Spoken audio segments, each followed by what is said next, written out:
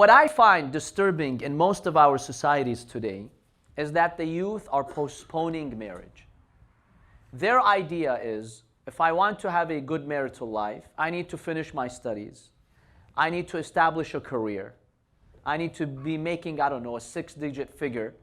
Then, once I'm 30, I'm fully established, then I can think about the responsibilities of being married. That's what's happening. Amongst that group who's getting married like that, what do you think the divorce rate is? The highest. Why? They're so individualistic.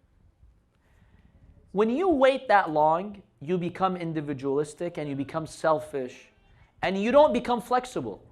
You have your own way. You're not willing to truly live with someone. It's a give and take situation. Early marriage is extremely important in the religion of Islam.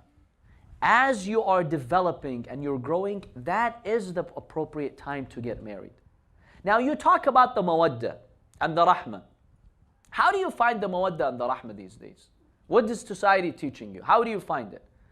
Society is telling you, go get to know someone, talk to that person, get to know their personality, dig deep in their personality, and you find the youth 5 months, 6 months, an entire year, they're talking and talking and talking, and they want to know one another. And usually that does not end well. Usually that does not end well. See, I'll tell you something about human nature. We human beings, naturally we're actors. We act. Every one of us here who's sitting tonight is an actor. The minute you step outside of your room, you become an actor. You act in a certain way. We don't show our true selves in front of other people, right? When you're alone, when you're with your inner circle of friends, we behave differently than when you're in public with people. Now, just imagine if you know, on top of that, if you know someone's observing you and watching you and someone's interested in you, do you think they'll be their real selves? No. You know, the problem is sometimes we get youth who just got married. The brother, for example, will come, or the sister. The brother will say, Sayyid, she was an angel before marriage. And now that we got married, I discovered she's the devil. What happened? She changed overnight. I tell him, La habibi, she didn't change overnight. She's the same person. People don't change overnight. Enta, before marriage, you were blind because she was acting.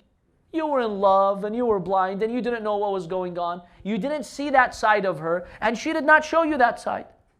Now that you're married and comfortable with each other, she showed you her real self. And the same applies to men. You know, they act so decent and so proper and so charming before marriage. Then right after marriage, oh my, they turn into a monster. And she's surprised. That's not the person who I signed up for. What happened? He changed overnight. No, he didn't change overnight. You were blind. You didn't see that side.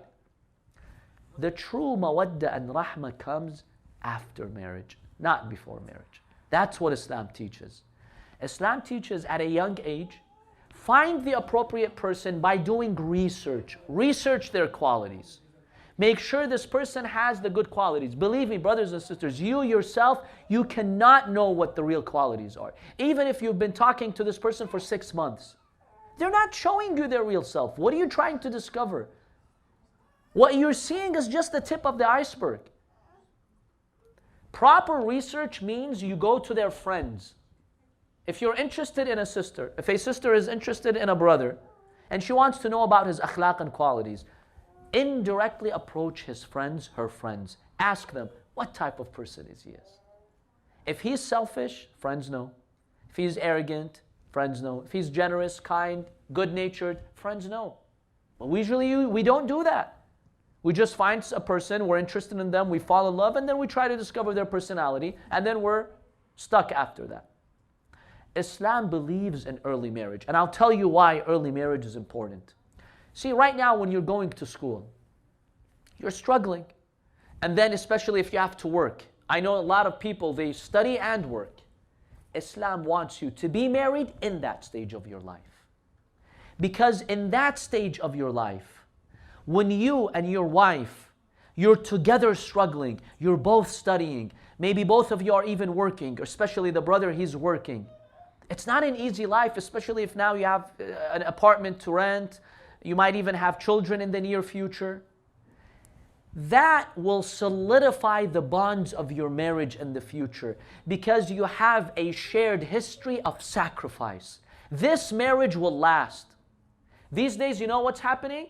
People, they may get married in their 30s, 35, and then if he gets into an argument with his wife, and he doesn't like it, she doesn't like it, okay, let's go file for divorce. They don't have a history that glues them together. They don't have that shared past. But if they have that shared past, if they get into an argument, he's not going to want to divorce his wife. He's going to remember her when she was 22 and he was 23, and she stood by his side.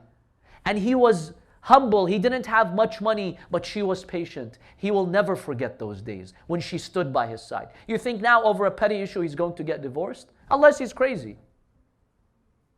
See, that early marriage gives you a long-lasting relationship. And you truly appreciate each other. And I tell you, brothers and sisters, there's nothing more beautiful than going to college and preparing for your exams. And you as youth, you're full of desires and you have challenges, and you have a spouse who's there with you by your side. There's nothing more beautiful than that. I know families probably don't agree with me, especially parents, they're not going to give their daughter to someone who's still in college, but that's wrong. That's exactly what you need to give him a wife, because he's building his personality now. Make sure that they're building their personality healthy, according to the laws of Islam. But yes, parents also need to teach their kids, and that's where I agree with you, that marriage is also a responsibility. It's not some parents, they present it to their children that marriage is now your vacation after school. No, Habibi, it's not a vacation. Yeah, there's a vacation in the beginning, but that's it. Then you're miserable to the end of your life.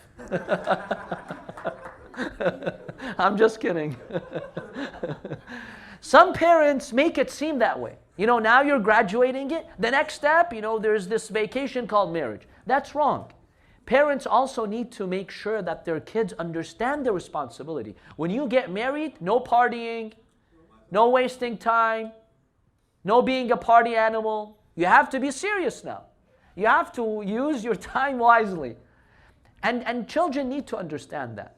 So I agree with that part, but I still firmly believe in early marriage. And I think the more our society is postponing the age of marriage, the higher the divorce rate is, and the more problems we have in our communities. It's not solving anything. All it's doing, it's driving the divorce rate up. So that in itself is telling us there's something wrong.